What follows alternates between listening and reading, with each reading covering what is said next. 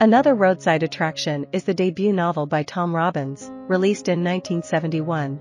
Robbins employs an intimate and diary-like writing style to introduce unconventional ideas concerning religion and culture, accompanied by a humorous tone and absurd imagery.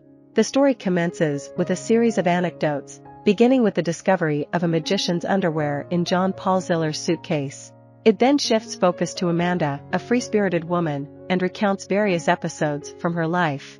These include interactions with an elderly Navajo man, encounters with a group of gypsies, the extraordinary birth of her son Thor during a thunderstorm, his eyes radiating electricity, and the unique birthday gift of a performing bear from her father.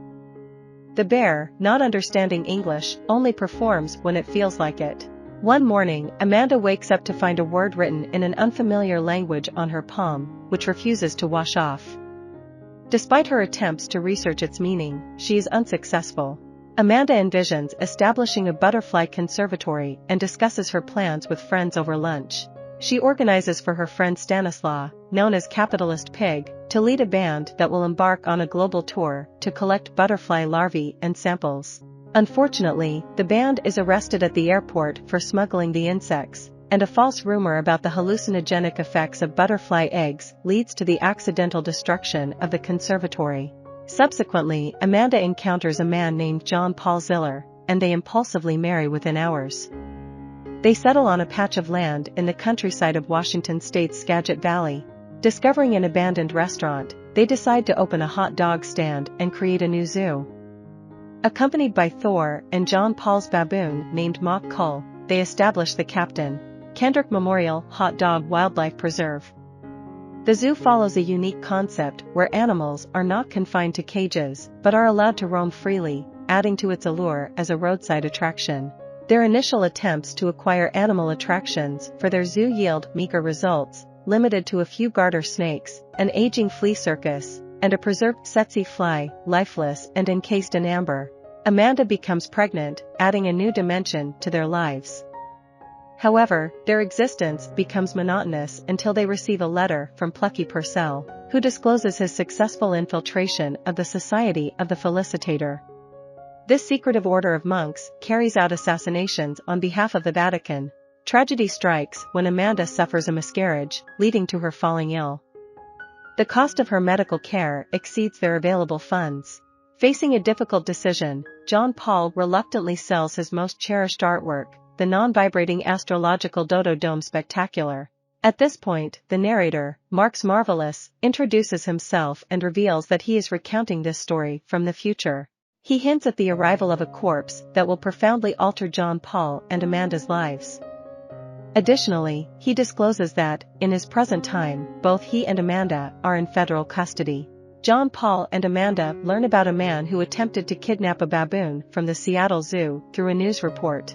They decide to bail him out, only to discover that the man is Marx Marvelous himself, a scientist and adventurer. Impressed by their unique spiritual perspective, Marx accepts their offer to become the zoo's manager. He envisions them as pioneers of a new spirituality that he believes will eventually supplant Christianity. More letters arrive from Plucky Purcell, who remains a member of the Society of Felicitators, having been transferred to a post within the Vatican itself.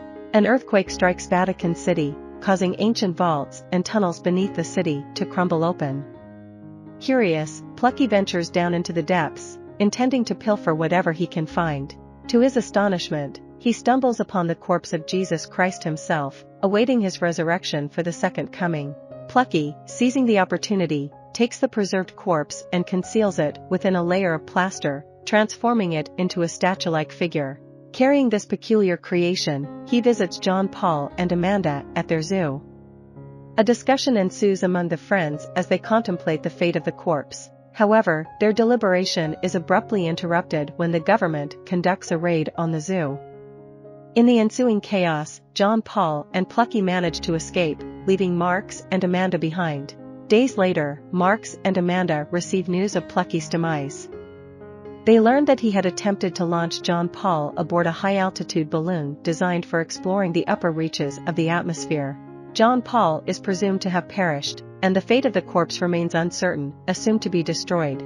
As the narrative nears its conclusion, Marx reflects on Amanda and ponders the possibility of her becoming a new messiah, heralding a new era for humanity. He implores the reader to consider this notion seriously, leaving it open to interpretation.